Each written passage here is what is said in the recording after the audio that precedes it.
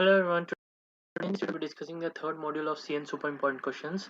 So in this module there are 5 questions which have been taken from the model paper as well as in the previous scheme papers, which are the most repeated ones.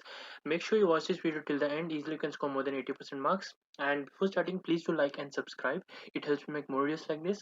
So without wasting any more time, let's get started. The first question is explain Dijkstra's algorithm and show how to form least cost tree with an example. Okay. Also, the same question can be asked in a different way. Explain the linked state algorithm. Okay, linked state algorithm is also same as the Dijkstra's algorithm. So if both of these question comes, you have to write the same algorithm. Okay, and another thing they have asked is how to form the least cost tree with an example. That also will be discussing. Okay, so Dijkstra's algorithm is used to find the shortest path between the nodes. Okay, between two nodes, what is the shortest path?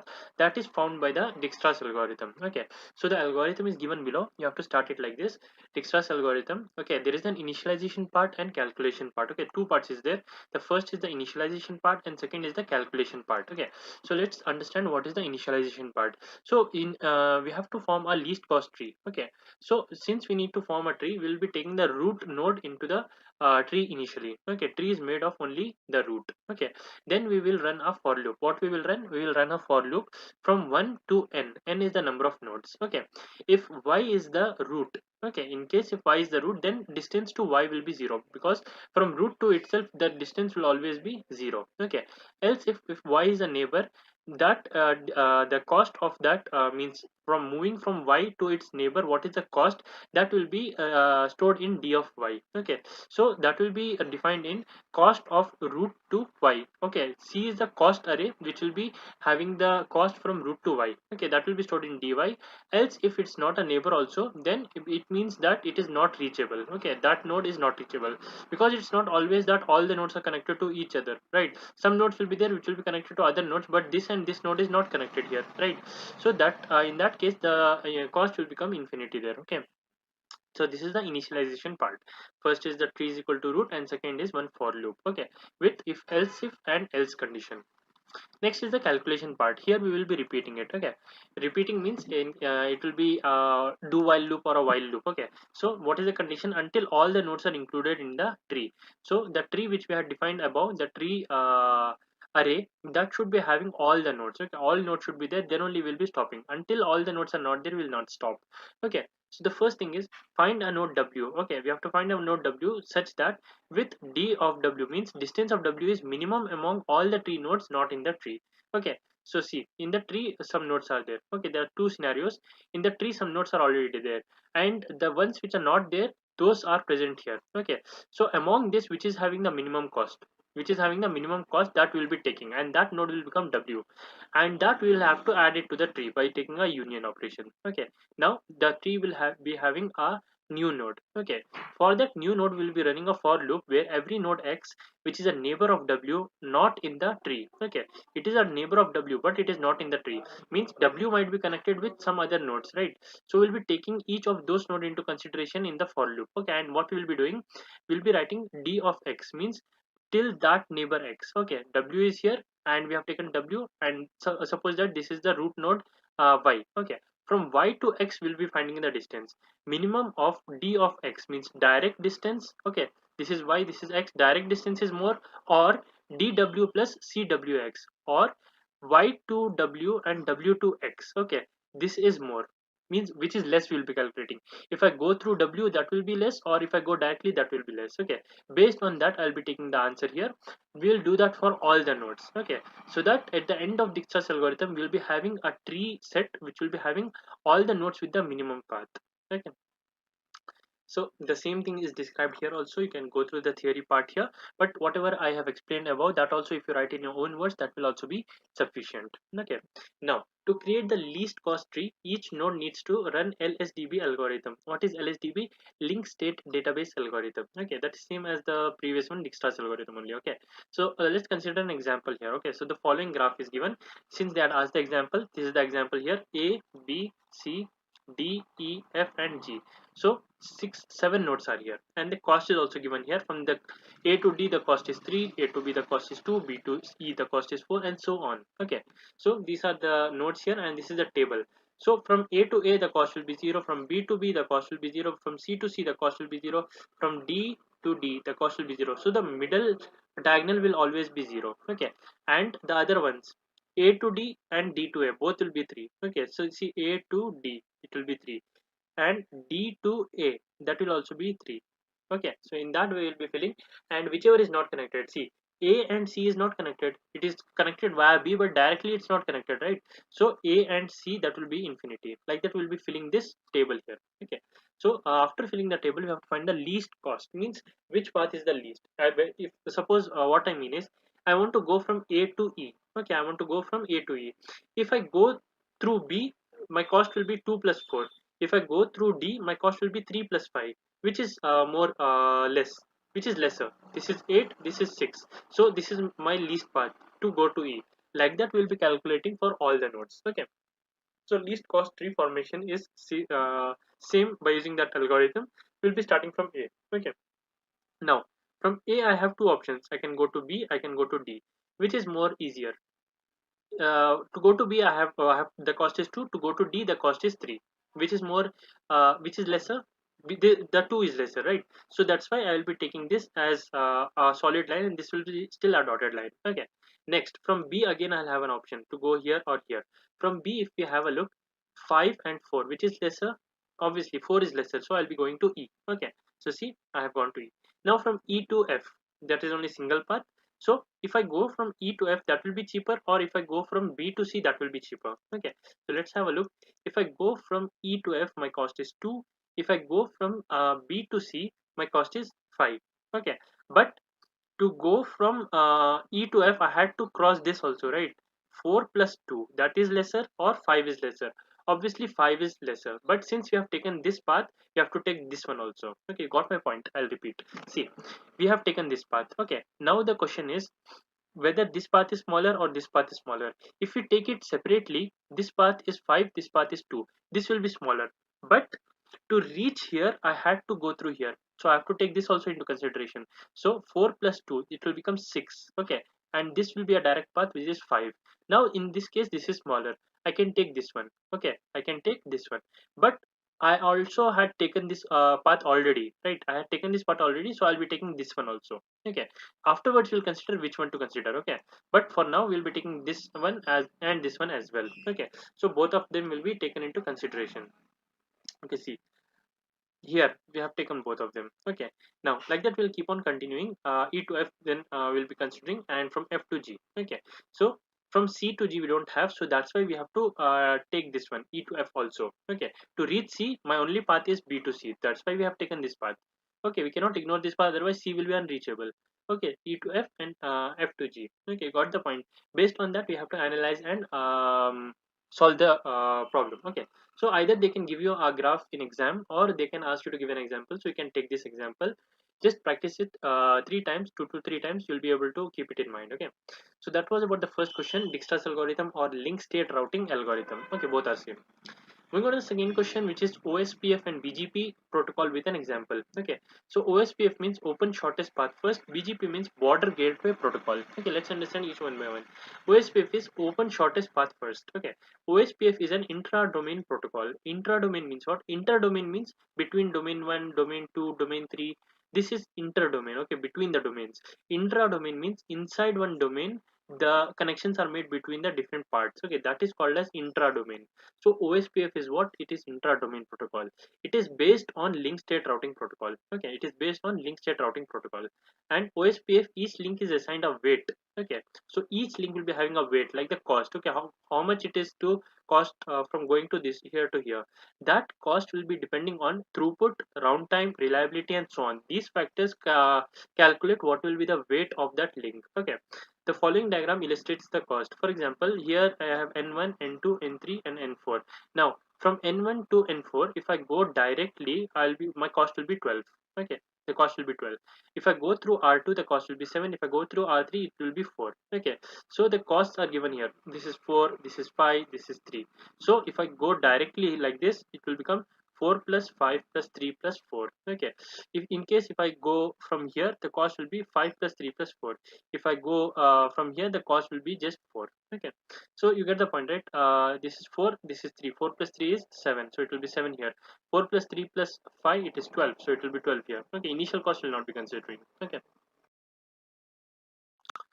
so each OSPF can create forwarding table after finding all the shortest path tree between itself and the destination using Dijkstra's algorithm. Okay, so here we'll be having the Dijkstra's algorithm. This is the link state routing algorithm. It uses Dijkstra's algorithm only. So after finding all the shortest paths, see the shortest paths are given here. The shortest path after finding we'll be putting it into a table. Okay, as you can see the forwarding table for R1. R1 is the router one. R1 and can directly travel and reach the destination, so the cost is 12. So n1, the means the next router, there is no next router for n1. N2 also there is no next router. For n3 there is r2 which is 8 cost, n4 it is r2 which is 12 cost. So from n3 and n4 it's connected with r2. Okay, n3 and n4, which is n3 is this one and n4 is this one. Okay, so r1, it is connected with r2 for n3 and 3 for n4. Okay, like that. And the cost is also taken. The first one is the 8 and second one is the 12. Okay, so you need not actually make this as means given here the exact values and all. You get the point, right? So we are traveling from one point to another point using a router, and some costs are associated with that based on the diagram. Okay, just have to explain it theoretically. The values they will not be checking it. Okay, so you can write any values here, just explain the theoretical concept very well. Okay, now there are areas in autonomous system. Okay, what do you mean by area? This is area 1. Okay, this is area 2. Okay, this whole thing is the area 2. This is the area 0. Okay, area 0 is a backbone area. Okay, and this whole thing is called as autonomous system. Okay, now see, this group is called area 1, this group is called area 2. To connect these two areas there is a backbone area. Okay, backbone area will be connecting all the other areas. Okay, and this whole thing will be connecting another AS, which is the autonomous system. This whole thing is one autonomous system. There will be another autonomous system that will be connected by the AS boundary router. Okay, so internally connections are there, area border router, and the external connections will be AS boundary router, which is the autonomous system boundary router. Okay, so this is how OSPF is designed. Okay, in OSPF you will be having different areas with different protocols inside them. So OSPF is implemented as a program in the network layer using the services for the IP propagation.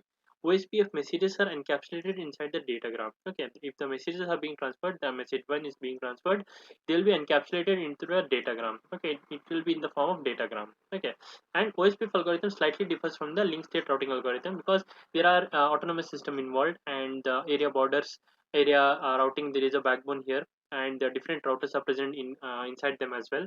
So because of these things there will be slight changes from the link state routing algorithm. Okay, so but it is implemented on the link state routing or the Dijkstra's algorithm only. Okay, so these are the things you need to write for the OSPF.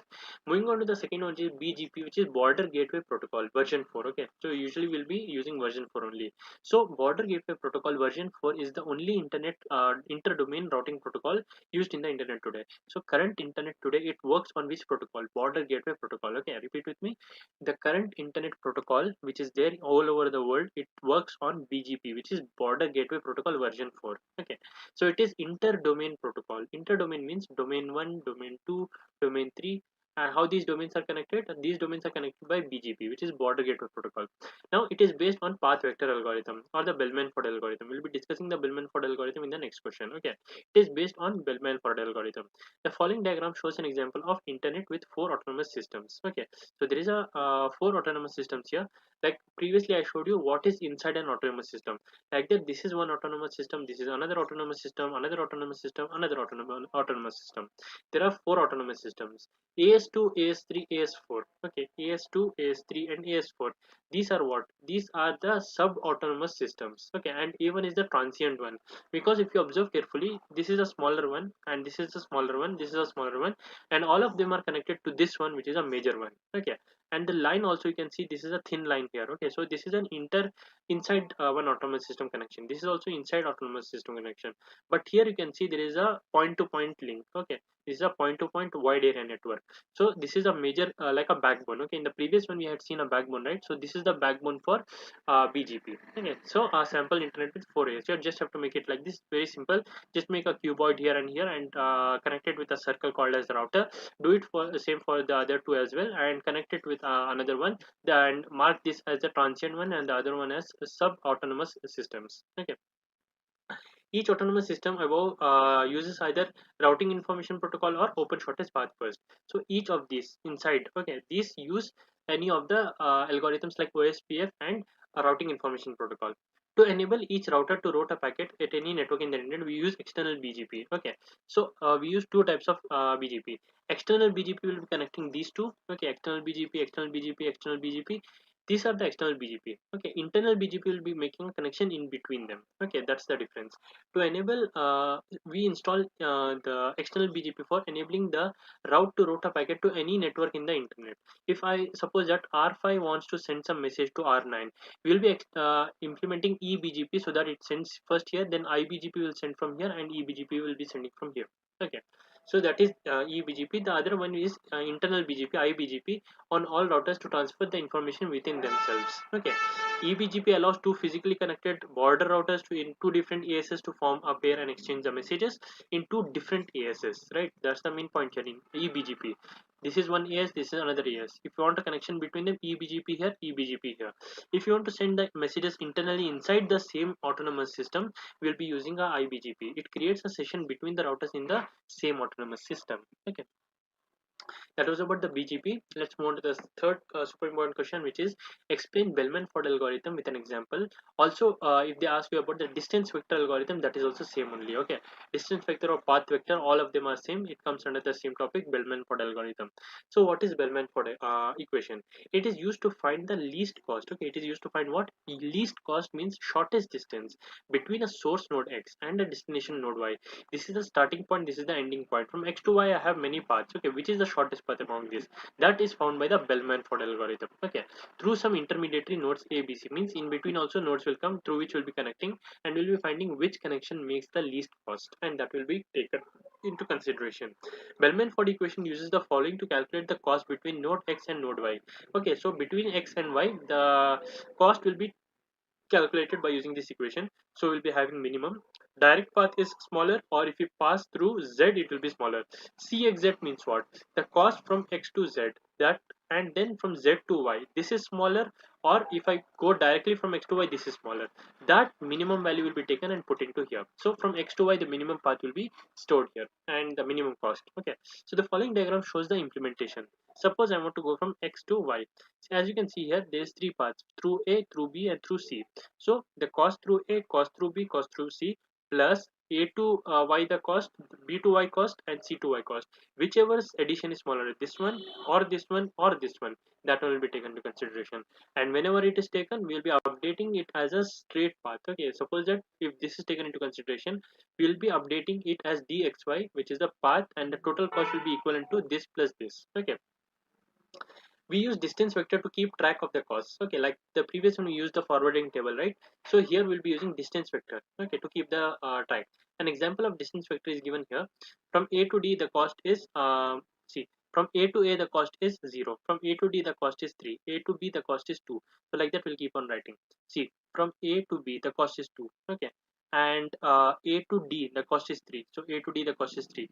A to C the cost is written here 7, so A to C the cost is 7. So based on this tree graph, we'll be writing it into a table that is called as the distance vector table. Okay, and the algorithm is as follows. Let's go through it quickly. So here we have two parts are here. Okay, actually three parts are there, but this can be taken into a single part. Okay, so see here what's happening. Distance vector routing. Here we'll be calculating means initializing one array D, and it will be having initially 0 nodes. Okay, and then we'll be running a for loop from 1 to n is the number of nodes. If y is a neighbor, we'll do something. If y is not a neighbor, we'll do something. If y is a neighbor, we'll calculate the cost from the root to the y, and that will be stored here.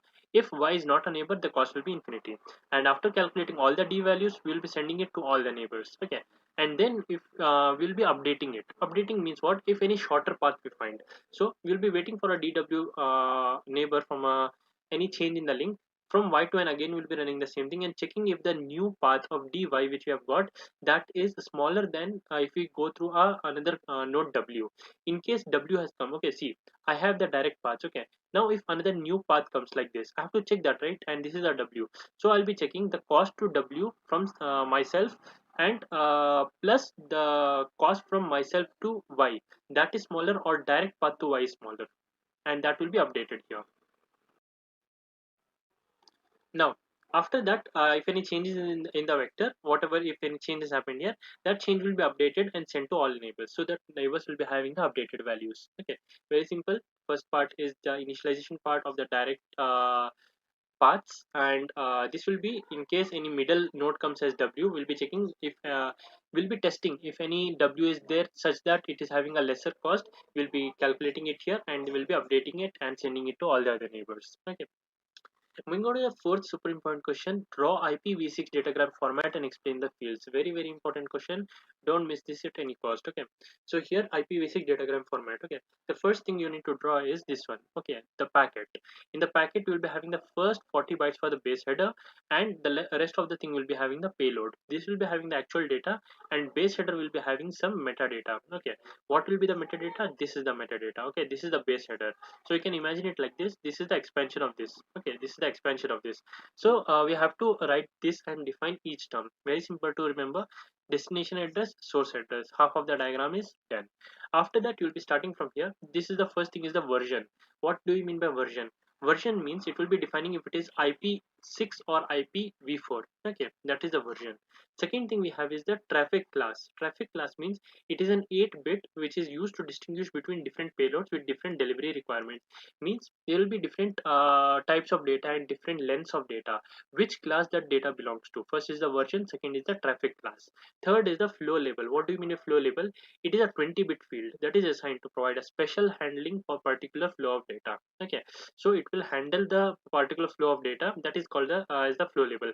Payload length means what is the length of the data, means whatever the data which we have here, what is its length. Okay, that length will be stored in the payload length. Okay, after that we have the next header. Next header means after this header, which is the next header I have to go to. Okay, the next header is an 8-bit field that defines the type of the first extension header or the type of data that follows the base header in a datagram.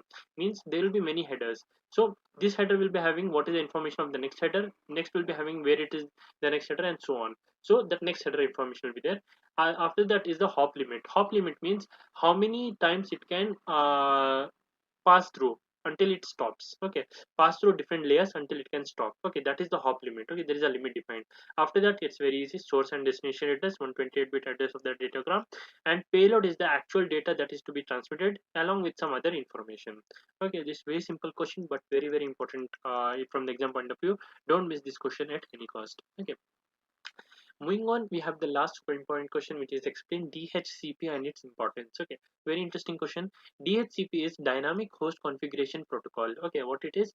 Dynamic Host Configuration Protocol. Okay, it is a protocol that configures the host dynamically, means based on requirement. Okay, host is a server, so it configures the server or the main system based on the requirement. Okay, it is an application layer protocol. Okay, it is which layer? Application layer protocol that helps the transport layer, IP, TCP IP at the network layer. Okay, so it's interconnected with different layers.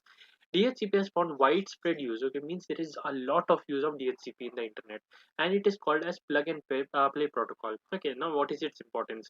A network manager can configure DHCP to assign permanent IP address to host and the routers. Okay, first is to assign permanent IP address to the host and the routers. For that, DHCP will be used. DHCP can be configured to provide temporary IP addresses. In case the addresses are not available, a temporary address can be assigned based on the requirement. That also DHCP will be doing. DHCP can be used to provide important pieces of information to the host. Okay, for the host, there will be some information pieces required. That information can be fetched via DHCP and that will be provided. Okay, the following diagram shows the message format. Okay, you need not remember this diagram, just take a glance of it. Okay, try to remember as much as possible. That's totally fine. So here we have the operation code. Here h type, h length, and h count. What is h? H is nothing but hardware. Okay, hardware type, hardware length, and hardware count. And after that we have the time here, and we have some flags here, and here's the IP address for the client and the server, and here we have the server name, boot file name and the options. You can go through this part and try to remember as much as you can, but make this diagram DHCP message format and include whatever you can. Okay, at least you'll get some marks. Okay, but don't spend more time trying to memorize this one. Okay, an example situation where the DHCP is being used. Okay, if you want, you can make this in diagram. Means in exam, you can make this one. In case you are not able to write more information about this one, because this is comparatively easier to remember. So here, what's happening? How does DHCP work? Okay, DHCP discover will happen first. It will have this information. Means where it is starting from. That information will be there from the client, and that will be sent to the server. Okay, and from the server, the DHCP offer will happen. Okay, means some task is to be performed, that will be the task will be offered to the client. Okay, so the client will be here and the tasks offer will be accepted here, and the request will be sent to the server, continue the execution or whatever the task is. The next step is that which is to be performed, that will be sent on DHCP request. After the request has been successfully received here, that will be sent back as DHCP acknowledgement. Means it will inform the client that the DHCP request was successfully accepted here. Okay, like that it will keep on going. There are few more things, the options for DHCP are there, but for an simple example, this much is enough. Okay, you got the point, right? What is DHCP? It helps to configure dynamically the host. Okay, that's all for this video, and please do like and subscribe. It helps me make more videos like this, and thank you so much for watching. I'll see you in the next one.